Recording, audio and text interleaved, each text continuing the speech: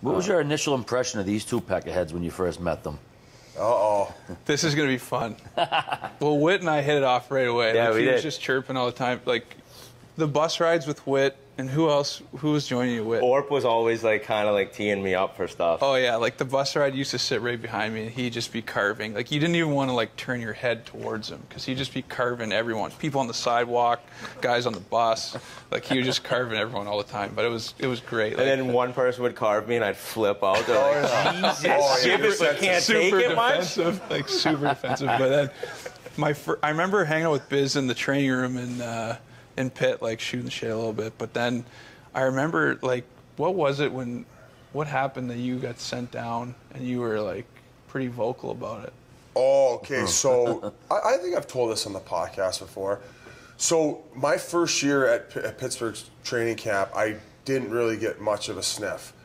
Got sent down right away to the AHL, and that was when Tarian was coach. He came down. I played 4 exhibition games in the AHL, had 4 goals and 2 assists.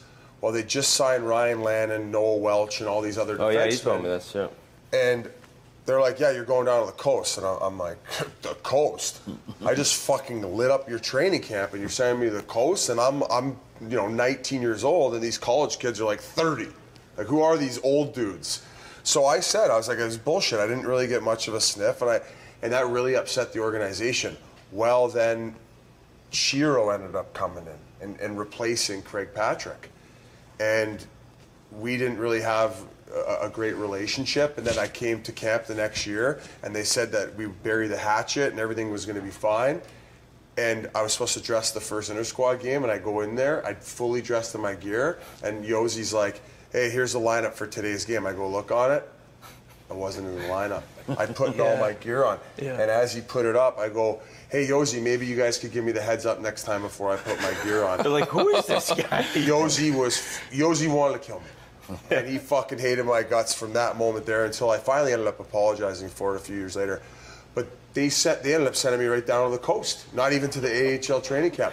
I'd fucked up a few times in the meantime, but then we buried the hatchet. I went from becoming a defenseman to a forward, fought 30 times in the American League, and then the next training camp, I believe, is the training camp where I was on the training table acting like I was going to be captain.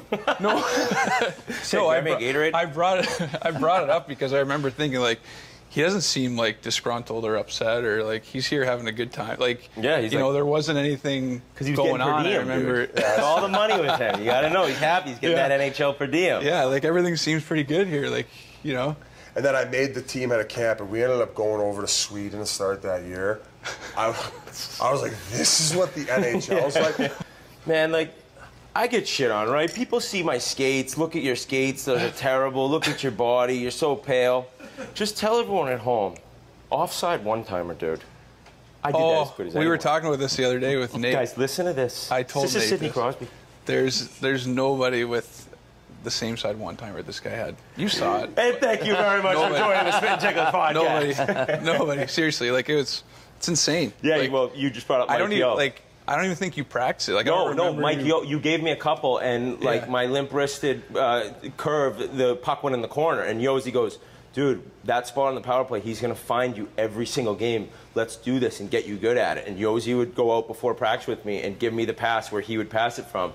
And like over the course of 3 weeks, I got like better and better, and then just started sniping because the passes kept coming from him. It was a pretty cool story of like coaching, helping you figure out what you need, going out helping you figure out how to do it, and then him just giving these fucking on the tape perfect passes that I would just but even put when a little weight on and shell. Sometimes they weren't though. Like they're in your feet or like ahead of you, and I'd be like, oh, what's he gonna do with this? Is he gonna stop it? No, he just one tee right in the back of that. Like, and that reminds me of early on when you were playing with him on the power play. Sometimes you would get frustrated because he would come to the bench and he'd be explaining something, and you're like, Sid, like. Oh, we used to tell you. I told you that so much. I'm like, Sid, I don't see the game like you. Nobody sees the game like you. Fucking lay off me. I'm trying my best. Oh, I'm bad for that, man. I'm trying to get better. Hey, buddy, that's just how it is for the best. That's why I only lasted 6 seconds with him.